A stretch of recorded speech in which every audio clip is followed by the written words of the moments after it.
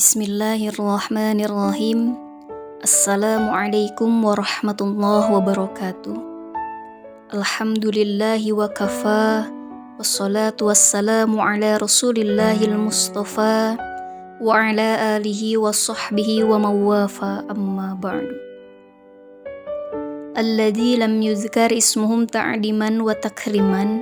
Kepada guru kita Bunda Ais Latifah MPD dan kepada teman-teman, semoga kita semua mendapatkan ridhonya Allah Subhanahu wa Ta'ala.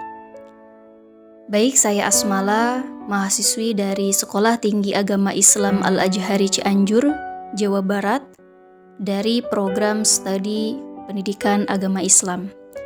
Dan insya Allah pada kesempatan kali ini saya akan menyampaikan pembelajaran tentang akidah. Baiklah, untuk itu mari kita berbekal dengan mengawali pondasi ilmu yang paling pokok, yaitu akidah. Sangat penting penjelasan tentang akidah ini. Kenapa harus satu? Kenapa sifatnya kekal?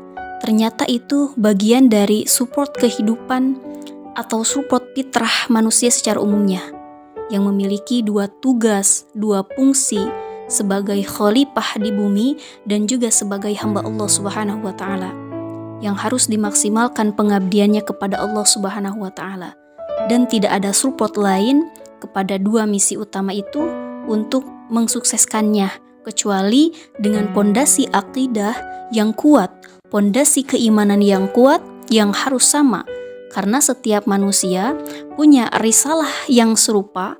Karena itu pondasinya pun harus sama. Ya mustahil kalau pondasinya harus berbeda. Bangunannya bisa saja tidak serupa, warnanya mungkin kelihatan berbeda-beda. Ya sama-sama rumah, mungkin ada rumahnya yang mewah, yang biasa, tapi semua rumah tetap butuh pondasi. Pondasinya harus sama-sama kuat, sama-sama serupa. Semakin kuat, semakin bagus ke atasnya dan juga semakin kokoh. Demikian akidah pun ketika mantap mengunjam ke dalam jiwa, maka yang dibangun pun bangunannya akan semakin kokoh ke atas, bisa bertingkat-tingkat. Maka diilustrasikan Islam itu seperti bangunan. Kalau pondasinya kokoh, tiang-tiangnya sholat, dibangun ke atas bisa bertingkat-tingkat, sholatnya juga bukan hanya fardu, bisa ada sunnahnya, ke atasnya bisa dibangun dengan kekuatan tembok-tembok zakat.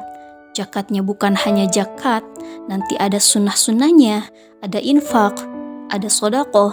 Kemudian atap-atapnya kita lakukan dengan puasa, pasang dengan umroh, kemudian haji, dan kita hiasi lagi puasa tidak hanya yang pokok, nanti ada yang sunnah-sunnahnya. Nah, itu pilihan bagi kita untuk membangun tingkatan-tingkatan rumah-rumah amalan kita, sehingga banyak juga narasi yang disampaikan oleh Nabi Muhammad SAW dalam hadis-hadis beliau yang mengilustrasikan beribadah itu. Beramal soleh itu seperti membangun bangunan. As-sholatu imaduddin, sholat itu tiangnya agama. Kemudian faman aqamaha faqad aqamaddin waman hadamaha faqad hadamaddin. Salat itu tiang-tiangnya agama. Siapa yang menegakkan, dia telah menegakkan agama. Berarti membangun dan feedback dari pembangunan itu akan kembali kepada kita. Dan balasannya di akhirat banyak sekali hadis-hadis sahih yang sudah menjelaskan. Selanjutnya, maknanya lafadz tauhid atau lafadz la ilaha illallah, yaitu kita harus meyakinkan kepada diri kita bahwa tidak ada lagi Tuhan yang wajib diibadahi atau yang wajib kita yakini kecuali Allah Subhanahu wa Ta'ala. Perlu kita ketahui mengenai lafadz la ilaha illallah itu mempunyai 4 nama. Yang pertama Miftahul Jannah, yang kedua kalimah tauhid, yang ketiga kalimah ikhlas, dan yang keempat kalimah najah. Baik, kita paparkan satu persatu. Yang pertama miftahul jannah, yang artinya kuncinya surga. Oleh sebab itu, lafadz la ilaha illallah itu merupakan kuncinya surga. Berarti ketika seseorang tidak mengucapkan lafadz la ilaha illallah, maka tidak akan masuk ke surga. Karena lafadz la ilaha illallah merupakan kuncinya surga. Nabi Muhammad SAW pun bersabda, "Man kana akhiru kalamihi la ilaha illallah dakhalal jannah." Barang siapa yang di waktu akhirnya mengucapkan lafadz la ilaha illallah, maka orang tersebut akan masuk ke dalam surga.